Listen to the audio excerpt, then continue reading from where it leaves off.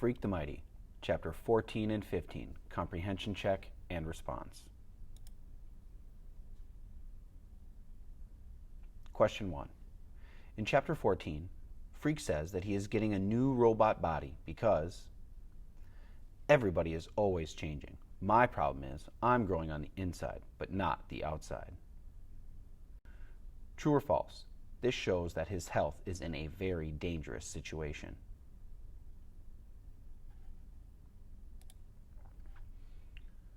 Question 2. After Freak tells Max that he is getting a new robot body because his real body isn't growing on the outside, even though the inside of his body is still growing, he doesn't want to talk about it anymore. Max writes, "He doesn't want to talk about it anymore, which is fine with me." Why doesn't Max want to talk about it anymore either? Because he thinks the topic is boring? Because he just got a present and he wants to open it?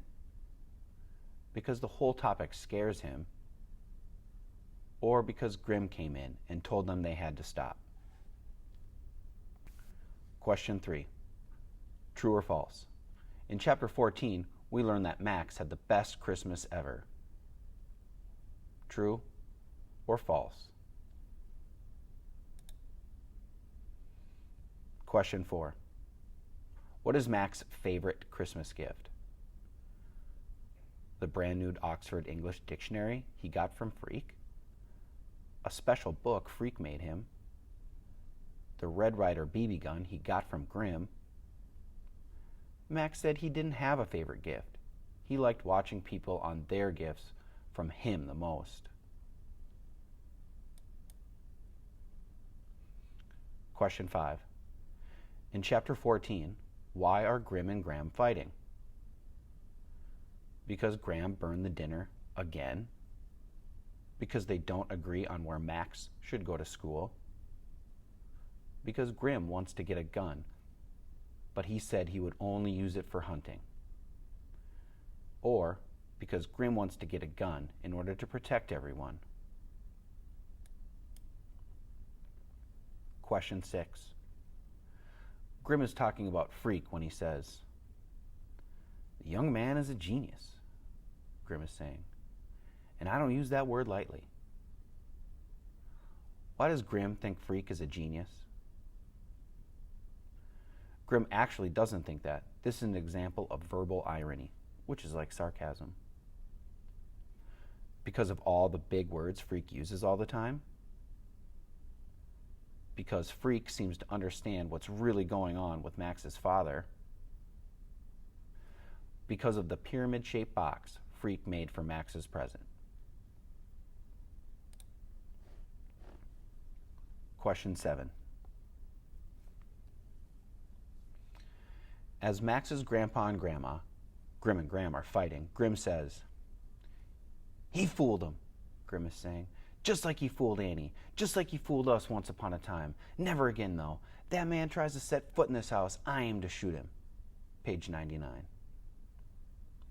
Who is Annie? Who is that man they're talking about?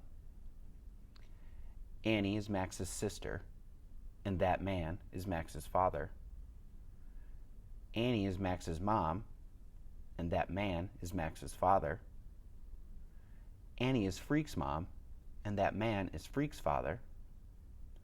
Annie is the neighbor who saw everything, and that man is probably Tony D.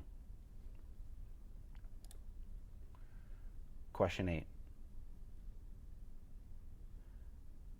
Did he escape? I ask. Is that what happened? Grimm shakes his head. He's up for parole. That's dumb. So dumb. Grimm goes, "You hit the nail on the head, son.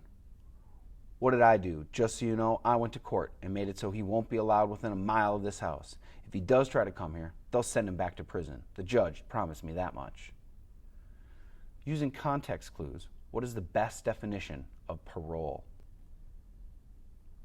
Parole means he escaped from jail. Parole means he has been released from jail. Parole means he won't ever be released from jail. Parole means that all the charges have been dropped.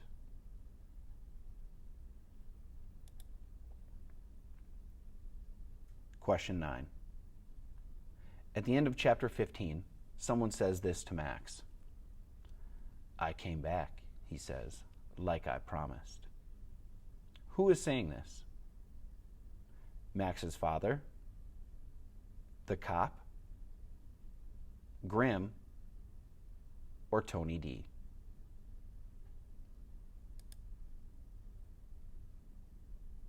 Question 10. Pick one signpost you've identified and explain why it is important.